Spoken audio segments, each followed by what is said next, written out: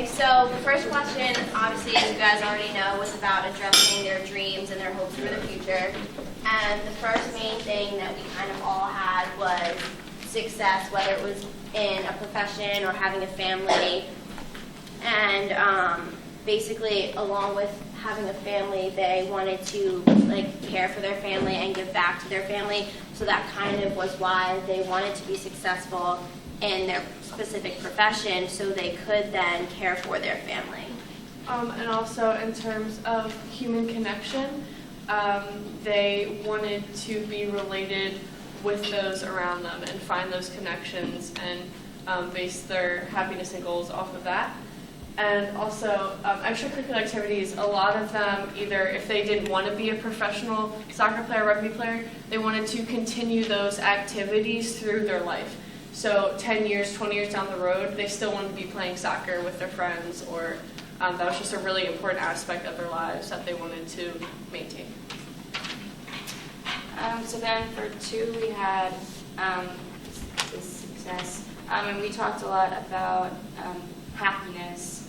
And they talked about, doing the right thing for their job, finishing school, family. And it was all just surrounded about that need for happiness was what made them successful.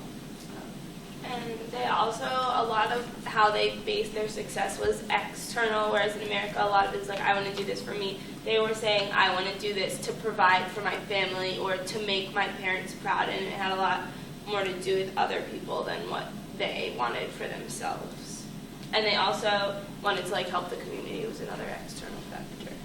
For the third, who or what influences your hopes and dreams, we talked about inside the family, a lot of people influencing them would be their elders, but particularly we talked a lot about their mothers and that influence on how they wanted to help their mothers, and their mothers wanted things for them in particular. And then on the flip side, the younger ones, maybe siblings, they could look up to their siblings. Some of them wanted to follow in their footsteps, or then they wanted to be an inspiration or give advice to their younger siblings that were going to follow after them. We thought that some of the questions were a little bit unclear when we asked, do your parents influence you? And almost everyone said, no, they don't influence me, and that they don't want to be like their parents, yet their parents still, what we took from it was that their parents still had an influence on their children, and that the children realized that they don't want to go down the same path as their parents. There was also the community influence, in that, again, most of the children that we had, they didn't exactly feel safe in their community, but they wanted something else, something different. And most of them had a teacher or a friend to rely on, and with whom they could confide and talk, and that's where they got most of their support. The next question was who will help you reach their goals? And one of the key things that we found was outside of the family, these people will also help influence your goals. Teachers, coaches, help them determine what they want to do and plan for that. And another big factor that we noticed was religion, and having faith in God was another thing that would help them reach their goals, because the one interview we had, she read her Bible, and that allowed her to have hope. And then we also looked at, although there was a lot of outside support, that self-determination was a big key, because they said, this is what's happening, but I'm going to do this.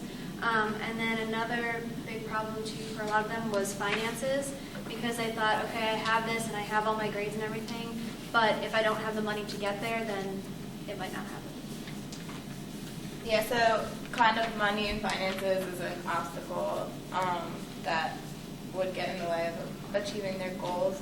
And also parental support. Many people don't, or the parents don't support what the children want to do, and just people saying they can't do it.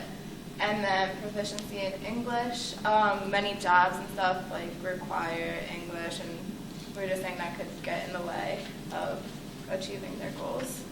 And lastly, we had safety. A lot of them mentioned just within their own communities, the gang violence and the lack of just being safe within their community and feeling safe at school. And also, a lot of them, when we asked them about their fears, they said they had no fears. So this could actually be a reflection of maybe them not understanding the question is maybe like a physical fear, or the fact that maybe they were taught to be strong within their own community, so they didn't want to display a weakness.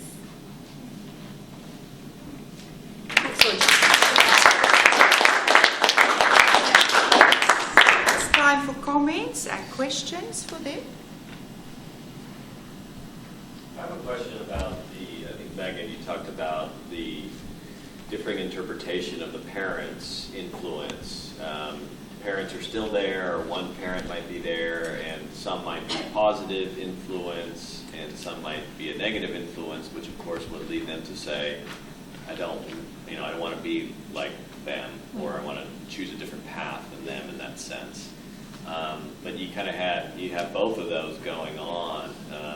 Was there a sense of one way or other with that, or just it was a mixed Yeah, we bag? saw it was either, I want to be just like my mom and my dad, or I don't want to be anything like them. We didn't really find that there was an in-between. Some children only had one parent, only had a mother or something like that, but they still wanted to be just like her. And some kids had both parents, but they both drank and they both smoked a lot, so they didn't want to be anything like that. They knew that, they needed to stay out of trouble. They shouldn't drink, they shouldn't smoke if they wanted to achieve their goals. And I think that the parents kind of helped not teach them that, but they saw the example and what came from that.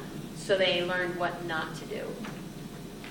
And also, just to go off of that, we kind of were saying how the older ones, like the oldest group who were in school still, seemed to be the most likely to not want to be like their parents, but then the youngest ones and the ones who were already out of school wanted to then follow in their parents' footsteps and do what their parents did. So we thought that was kind of interesting too. With number 3, because I know this came up in a previous evening session, mom seems to be both capitalized and underlined. So there's a heavy emphasis on mom. Could you explain what you meant by that? I did that. It just was a way to distinguish the mother, because she was a distinguished figure in all of our findings. So in mostly, minus one, but in mostly all of the interviews, she was the one saying, I have the best mom in the world, or I really look up to all that she's done for me and my family. And, with the exceptions, there's a complete opposite scale where, I don't want to be anything like my parents, but for the most part, there was very positive feedback on mothers, so more so than any other family members. Just to follow up with that, because it seems like you're saying I wanted to be just like mom, or I don't want to be anything like my parents, does it seem like if there's a single parent that it's a functioning parent overall, and if there's both parents together that it's like a dysfunction, and could it be that if it was the one parent, they may have, pushed or the other dysfunctioning parent out? I don't know if they talked anything about that. Well, our one person talked about how they found strength in their mother because she got out of she was going on her own without the support of the father at all. And the mom happened to be remarried, but he wasn't helping her at all because he had his own kids. So I think she found strength in the mother so she was kind of trying to follow in her footsteps. I don't know if that really answers you. In our interviews, even the ones that said they didn't want to be like their mom, when we were like, what's the one thing you don't want to lose? They're like, my mom, I want to bring her with me. Even the people who were like, I want to do better than her, they didn't want to leave her behind. They wanted to make her be a better person as well. Did you notice any gender differences in the responses? In general? In general, yeah. In that, in terms of aspirations, optimism, the faith thing you mentioned. The girls elaborated a lot more. I think personally, we only had one that we interviewed. We had only one boy, and he defined success as being, or saying the man is the one who provides. He highly stressed that he wanted to be the provider for his family, and that he was going to be able to do so. I don't know if that was present in others, but you did find gender differences with the answer to that, with the response about the sports, right? Did more boys respond about sports than girls? Not necessarily. It was good. Okay, it was, all right. Our group had, our dropout was on the junior South African cycling team at one point, and he had a really, really bright future ahead of him, but he dropped out, and we asked him why, and he was like, I don't know. Like, I got taken into the streets, and he kind of wants to go back to that. But then we also had a girl who, Dr. Dean had mentioned, she was the golfer. And she's very, very good at golfing, and she sees herself having a future with golf, again, on side with her being a teacher. So for our interviews, it kind of went both guys and girls were still involved with sports, but it still played some role in their lives. I think with the girls, they had more maybe of a pointed something they wanted to be, where the guys were like, oh, I want to be a rugby player, but I know I have to be a worker too if that doesn't work. And like they knew they had to work, and that that was their goal. I'm going to work and I'm going to work and provide type thing. But if the girls had it like more of a clear path in mind or something they wanted to be. Meetings, they said they wanted to do sports. And more Professionally, girls said, yes. Exactly. Yeah. More girls said they wanted to do a specific, that's what I thought. Say a little bit more about the faith aspect of it too. How did that get talked about?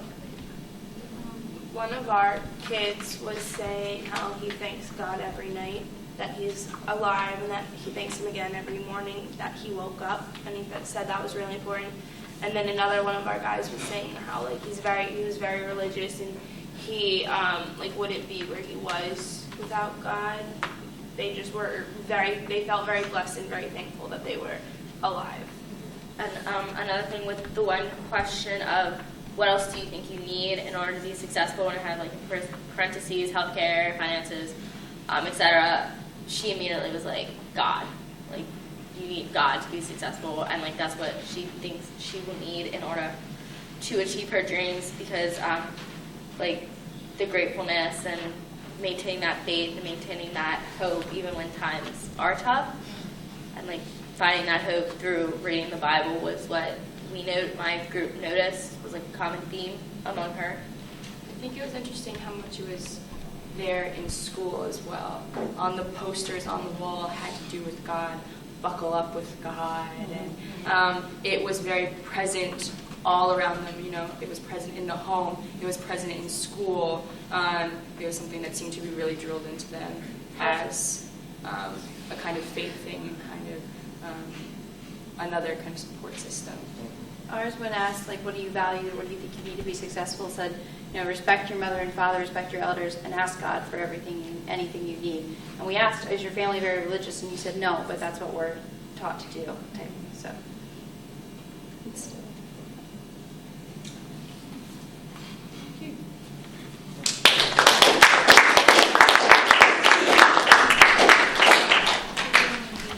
For the first one about the future and what they see, a lot of their, we found they had a lot of clear goals. Probably a lot of this will be similar to the last group, but and they all saw the importance of education. Some of them wanted to continue on to the university level, or just really realize the importance of that. And a lot of them wanted to give back to the community with the professions they chose, whether to be like a police officer or like a social worker or teacher or professor. They all saw that. And then a good number of them talked about moving out of the community, but then still coming back and like giving back to their community. Not all of them, but some of them talked about or moving like to Cape Town. So not like necessarily really far away, but then giving back and supporting their community. With education, it wasn't necessarily a school education for those that did drop out and they wanted to pursue a more like VOTech route to become a mechanic or a plumber, some type of education, even if it wasn't traditional. And then for the second one, how do you determine success? A lot of them was providing for their family and loved ones. That was a really common theme. And fulfilling their dreams and overcoming obstacles, whether that was through their self-determination or through the support of their family or teachers or that sort of thing. And also doing what is right, which the other group commented on, which kind of ties into like giving back to the community and as such. So, The third one, who influences your dreams of the future? There was a strong family influence, whether it was positive or negative. We had a lot of the maternal figures also, like especially moms, but there were some grandmothers as well, that they were the ones that were really supportive, that had goals or either had goals for their children or just really supported the children in their own goals. Then there was also students that said there was like a lack of support in the community or in their own family, or sometimes both. So that was kind of like a hindrance to them. They didn't have that support. Going off of the lack of support from the family and community, some of it was that they really didn't feel comfortable talking about it with anyone that they were close to, and then others were, if they did bring it up, they were literally laughed at or scoffed at, and then that obviously shut them down. And then another big thing was access to resources about different opportunities for the future. Like for example, in one of my groups, there was a girl that wanted to be like a lecturer or professor at the university level, and I asked her like if she knew someone that had that position or something along those lines, and she said she'd been given the opportunity to like sit in on a class or go to the university once, and she thought that she could really help out in that way, and she wanted to teach people both Afrikaans and English, so like, because we like made it clear we didn't know Afrikaans, she's like, so people like you would be able to understand us, and we would be able to understand you, and really just help everyone that she interacted with.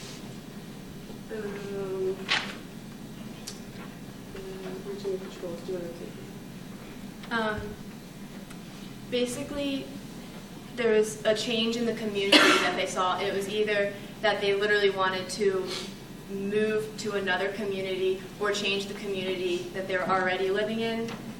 Support was a big deal. Either they wanted it from their family or from their friends, because a lot of people said that they had good relationships with their friends, but no one really talked about their goals and their dreams with their friends. But you could tell that the relationship they already had definitely would have benefited from that.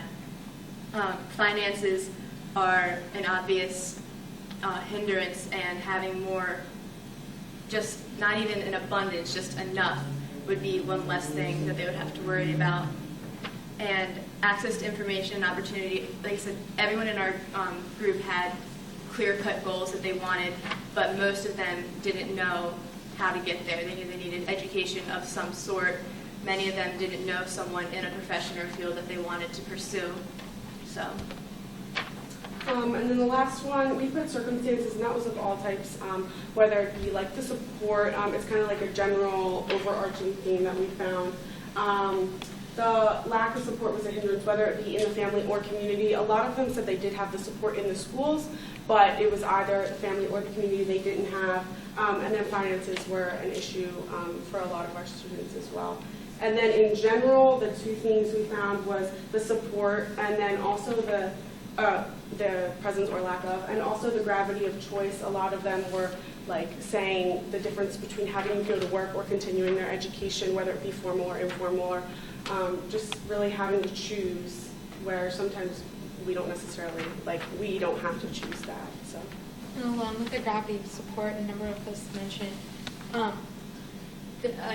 mentioned the need to support family members as another obstacle. So the need to support brothers, or one person in our group specifically mentioned the need to wait until a brother is out of jail in order to pursue his dreams. So that was another it goes along with circumstances and lack of resources, time as a resource.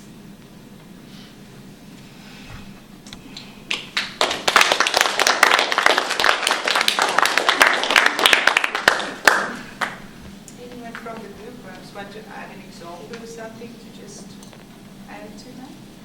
I guess looking at the gravity of choice, that last overarching theme, in our last interview, we asked the girl what her dream was, and she said she wanted to become an actress. And then when we said, okay, well, what are the steps that you're going to take to become an actress? She thought for a second, and then she stopped, and she's like, well, I'm graduating, and I'm going to have to choose something else because there is no drama program, there's no money to send me to a drama program, and I need to have a job. So it's kind of this, she recognized straight out that, this was her dream, and that she had the complete knowledge that that dream wasn't going to come true for her, and that even though she might really want it, even though she loved, when she was talking about the plays that she's seen and the plays that she's been in, her whole, face lit up, But then there's this reality where that's not a viable way to support your family, and she has, brothers and sisters at home and people who need to take care of her. Right now, it's her grandmother taking care of her whole family. Her mom's out of the picture, drinking, and actually not even out of the picture because she's a hindrance, it sounded like, to the family, where she's using their money for alcohol and is basically causing a mess. And so she knows that she needs to kind of be that support for the grandmother, and has to then choose to not follow her dream and to do something else.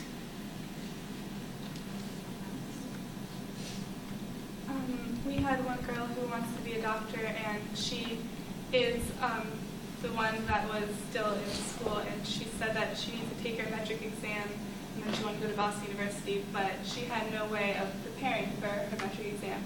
So I think one major thing is finding programs for pre-college prep, basically. Would help. Now, from you, questions?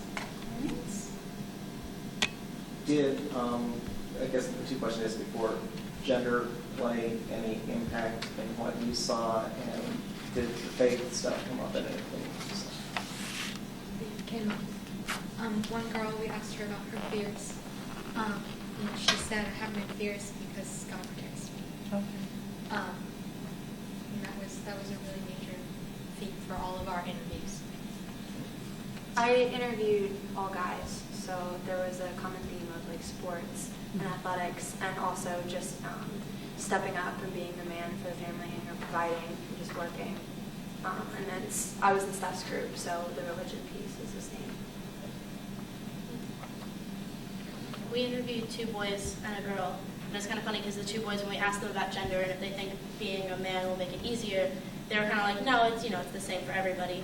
And then when we asked the girl what she thought, she actually said that she thought it was easier because she was a girl, because girls have more abilities than boys. So a little bit of girl power there. But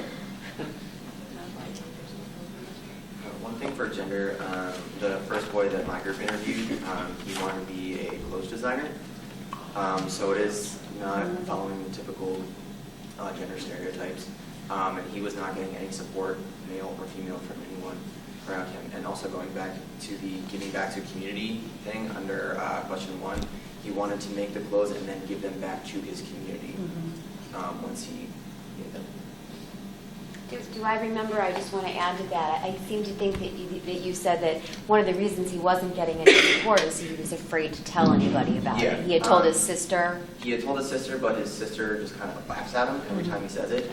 And it was me, Sierra, and Megan, along with his best friend, are the only people that know of his dream to be a clothes designer. But I think he also said that he didn't think he would get support, even if he asked. He wanted support, but I kind of think he didn't think it would happen. In regards to religion in my group, we had 2 different girls mention it, and one was in the aspect of, Jesus Christ is my Savior, I thank Him every day, and the other was the support from her church, and she talks about her, that, she wanted to be a social worker, and I said, do you tell people this? And she said, not really, and I said, does anyone else know besides us? And she's like, well, I talked to my pastor about it in my church, and they support me. So it was the both religious aspect of the community aspect. And that happened for us too. We asked, what will help you reach your goals? And one girl's like, well, I sing in my church choir, so that's helping me reach my goal of singing. Okay. I have a question. It's maybe more of a comment than any direct question to the group, but you talk about access to information and then the gravity of choice. I mean, I'm thinking about, you all have made some big choices, and they've been pretty weighty choices, maybe to go to Westchester University, Honors College, choose a particular major. But you're provided with opportunity and information, certainly information. You read and you looked and you went online, you went and visited campuses, you attended open house sessions. You have all of these kinds of opportunities to gather that information, still to make a very big choice. Am I going to go in direction A or am I going to go in direction B? And probably there were multiple choices for many of you. So I think there's some similarity there in the sense that, when you're in high school or you're of that age, you're going to be making some big choices about your future. But the privilege you had of having access and information and opportunity or resources too, of course, although that varies across the board for many people, is really the big difference in many ways for you to make that very critical decision at some point in your life. And you've done that already, and I just want you to think that, you know, that theme is one I think is universal in many ways.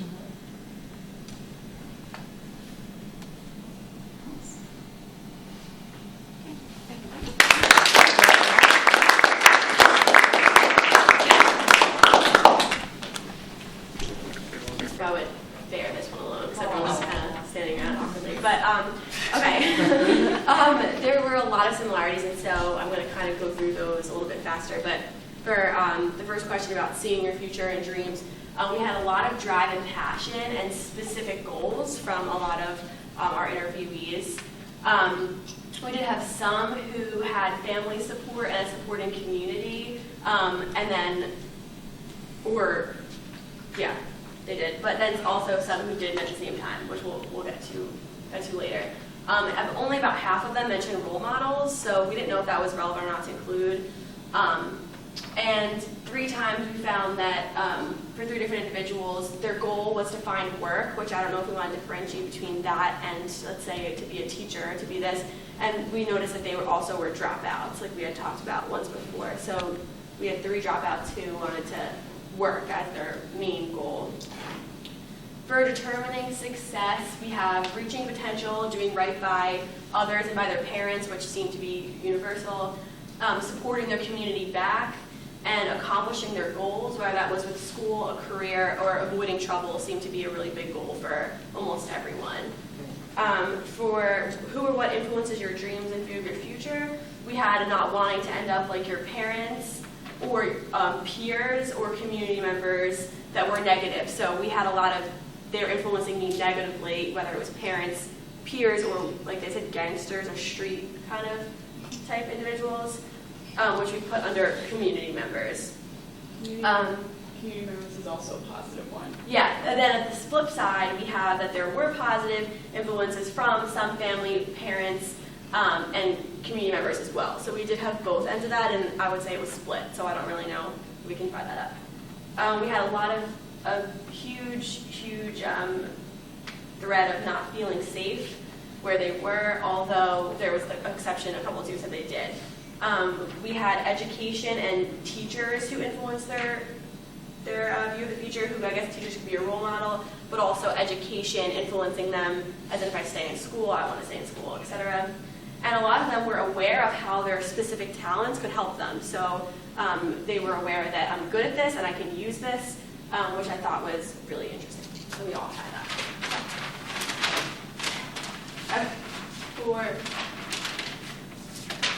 For who or what can help you reach your future goals, again, we had some peers, family members, again, mother specifically was one that was talked about. And even though some said they could, there also was this huge emphasis on lack of support. So when we said who or what can help you reach your goals, some of them were saying this person, this person, this person, and some were saying no one, I don't have any support. There was teachers and education again. A lot of them said their hard work and their perseverance would help them reach their goals. We had respect for yourself and respect for others coming up a lot, and their money and location, they noted were things that could influence or help them reach their goals. For who or what can make it hard for you to reach your dreams and goals, we had that there are no challenges that stand in the way, which is awesome that they thought that. They were saying that there are negative influences and distractions, so we put under that drugs and violence could stand in as negative influences and distractions. Finances, lack of resources, and lack of guidance and support. And as the other group had mentioned, there was a lack of, like, they would say, I know what I want to do, but I don't know how I'm going to get there. We didn't really know how to categorize that. We said it was a lack of guidance and support on fulfilling those dreams. And specifically, as an example, the one dropout, he needed a resume to be made, and he didn't have access to a computer or to someone who could type that up for him. So he said, here I am, I want to go out and work, but I can't type up my resume. So we thought of that as kind of a lack of guidance and support. Also lack of safety, again, was coming up. Programs within school. I know the other group I mentioned, the drama group, who wanted to do that. That was like a program that was lacking. And parents as for who or what can make it hard for you to reach your dreams and goals. So we found about a couple of flips side of that too, that let's say your mom can help you, but again, parents can also hold you back if they want you to stay home or they need your help. And we kind of put our overall kind of common themes. Mom, again, was a big one. The need for support was also pretty big. Resilience. Sports we found, whether it was I want to be a rugby player or I like playing golf. It's fun. We did have a lot of that. Lack of safety was also pretty big. Education, the need for education, the want to continue their education, and we found a lot of goal-driven individuals.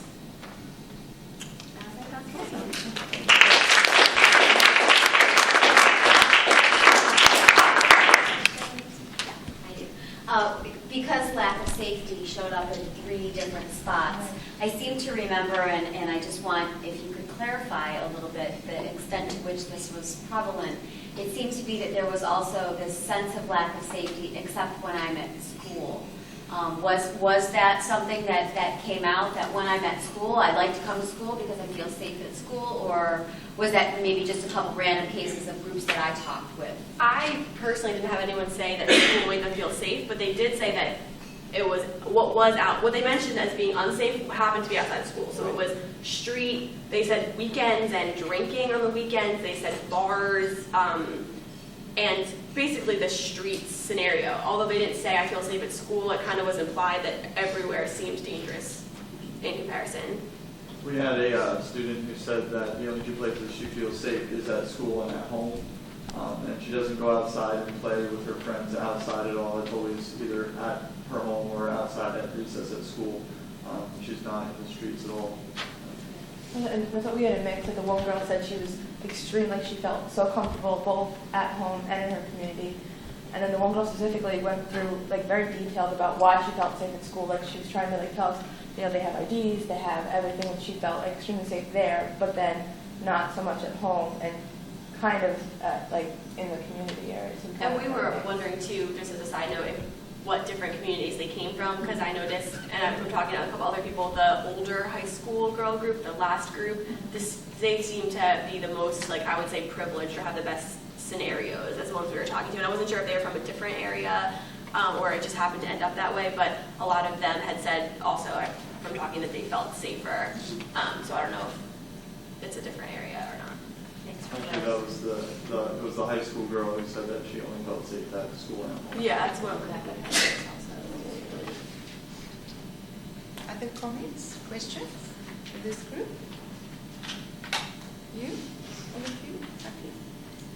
Yeah. Did religion play a part in like any of the interviews in this group at all? I didn't have any. Same. Same as the other.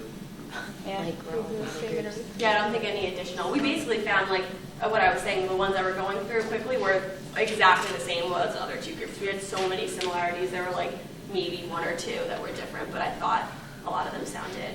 Even like our girl she didn't mention like the church group, but she said like she liked singing, and like we asked, well, do you know, are you in a group? She's like, well, I sing with my church. So it was something else that she did like outside of school, you know, I guess where she felt safe and she could express that. But that was like the only. But yeah, not like as much influence as some of the other groups have on religion.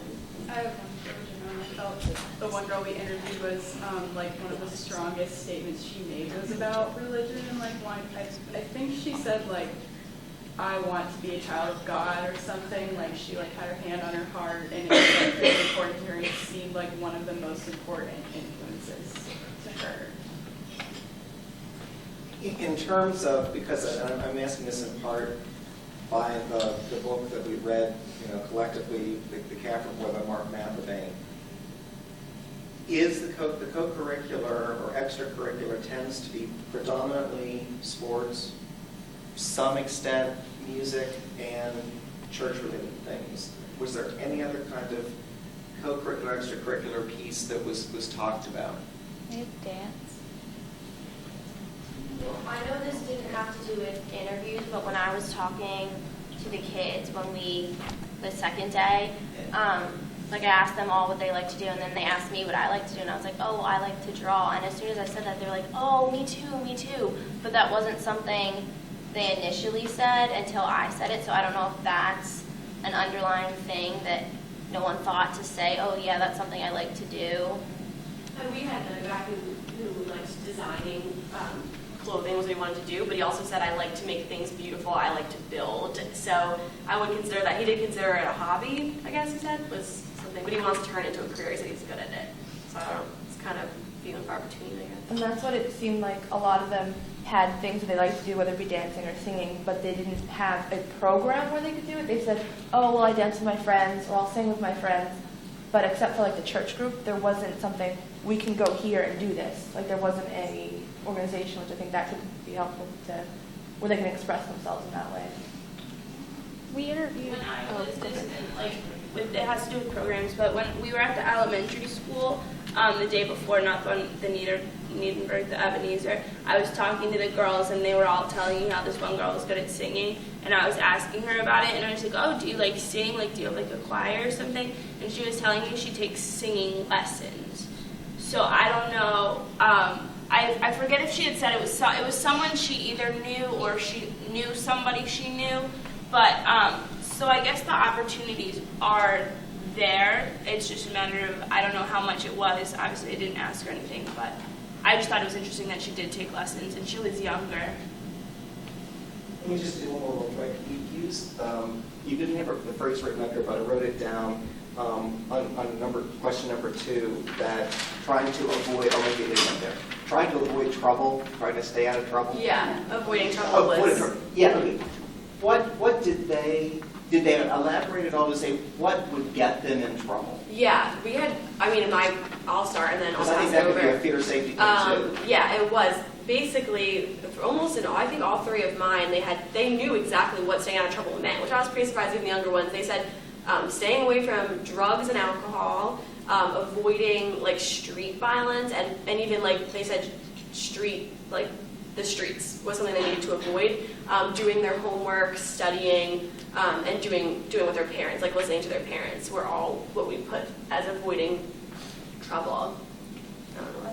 With that, we had one interview where he said like all his close friends, he knew they smoked and they did drugs, and he knew that they were a real negative influence. He knew they were bad kids. For the same point, he also recognized that like he wasn't going to separate himself from that group, and that maybe he didn't engage in all those behaviors, but he knew his friends were kind of bad news. But he they were still his friends, and he was going to support them no matter what. And I had another interviewee who said that he's avoiding trouble, but at the same time, you can only avoid it so much because it doesn't really matter what you do. If the violence is going to choose, those people are going to choose you as a target, then there's nothing you can do to avoid it. So I think they were saying they knew how to avoid it to the best of their abilities, but it's kind of there. So There's that line in the Serafina movie where she says, we don't find trouble, trouble finds us. yeah, he basically had said that. And I think it's in my notes here. I can look and get that to you. Anything at all about AIDS or sex? No. We had a girl who repeatedly said, the children, they raped them. And she said molestation, like she'd seen all of those. So. Okay.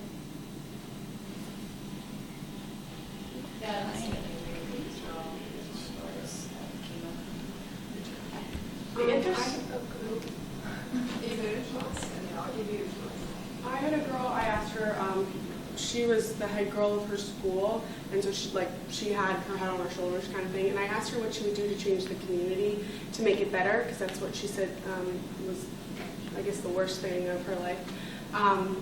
And she said she would have a community center where all the students could hang out, and she would talk to the girls, especially her younger girls, because I guess she is kind of a role model to the younger girls in her school, or the younger students, and talk about sex and the boys and the drugs and all that. So she did mention that and how that's something that she wanted to, that's something she would change if she could. So. I don't know if this is relevant. It wasn't in the interviews that I had someone talk about, but yesterday when we were at the school, one of the workers came up to me and asked what we were doing here, like why we were there, and I said we were interviewing certain children, and she asked if it was about AIDS, like were we here because of the AIDS. So, you know, from an outside perspective, that's why they thought we were here. So. Anyone else?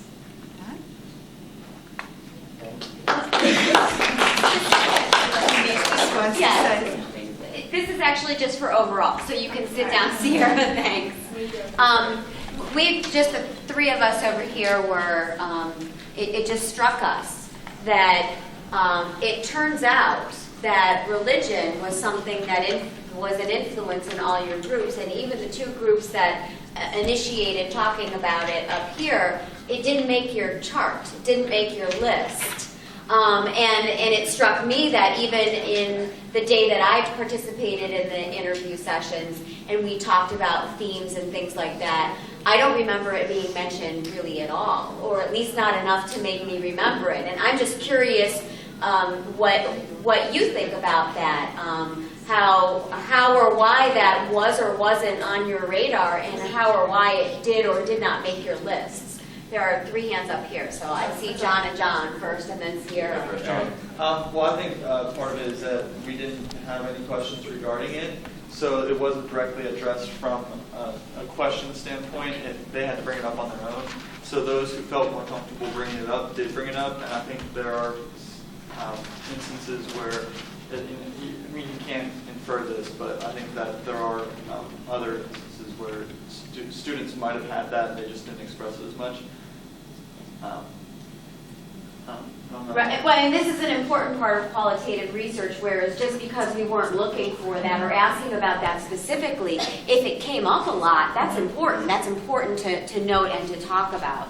John? I also don't think that it was something that was mentioned every single time, that there were specific instances where it was very, very strong and powerful, but then there were other times where, it wasn't meaningful enough for them to come up. We didn't specifically ask about sports, but that was a common thread all the time. Sure, but this is where having 30 interviews starts to, it didn't happen in my 3 interviews, but boy, now we're starting to see this pattern emerge. Sarah? It was really hard because we wanted to include a lot more, and then basically we said that if it wasn't in the majority, or at least half, we didn't include it on our list. And there was so many other things that were in more, like I think we had, and not people, we were saying out of your 3 occurrences. So if we had maybe 2 or 3, like just single examples of that, and support was in like 75% of it, then we went with the most important, like 4 or 5, and I would say that it wasn't majority in our specific group, so that's why we didn't include it. Okay, yeah, and we're just curious, we're just asking you to now we have a chance to talk about it a little bit more. Nora? I'm not sure if this is right, but we are American students in the state system public supported school, and it might be a case of research or bias, because I know I can get uncomfortable talking about religion. Okay. Liz? I would agree with Nora the same way that we would shy away if we noticed a student was getting upset about something we were asking. I think just in general in our society we shy away from asking people about religion, like in America, just because it's such a personal thing. Sure. One of you, and I don't remember who it was, talked about seeing so much comments or posters or things like that in the classrooms that had to do with God and religion. And so I don't know even just how many of you picked up on that, or you went, we have separation of church and state. This is a public school. And so that, just that might be something else to think about as well. Any other comments about the religion? The other piece I would just throw in real quick is why something like that's really important. As you're going to the next steps looking for potential program partners and solutions to deal with some of these things, it's try to see what resources exist that you might be able to tap into to be those kind of partners. And if you are in a community that would have a church that is close by and has a pastor who is doing some outreach, being aware of that individual, not that you would have that individual work with everybody by any means, but it could be a resource, to be able to tap into in some way. And I just want to add it on a more personal level. In the African American community, what we find is that if you have some sort of mental illness or there's some sort of battle with a disorder, that you're not inclined always to go, for example, to a psychiatrist, right?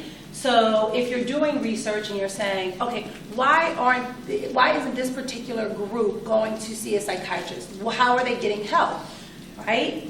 You might find that they might not go to a professional, however, they are going to church. And where do you find church? What do you find in churches? You find counseling, right?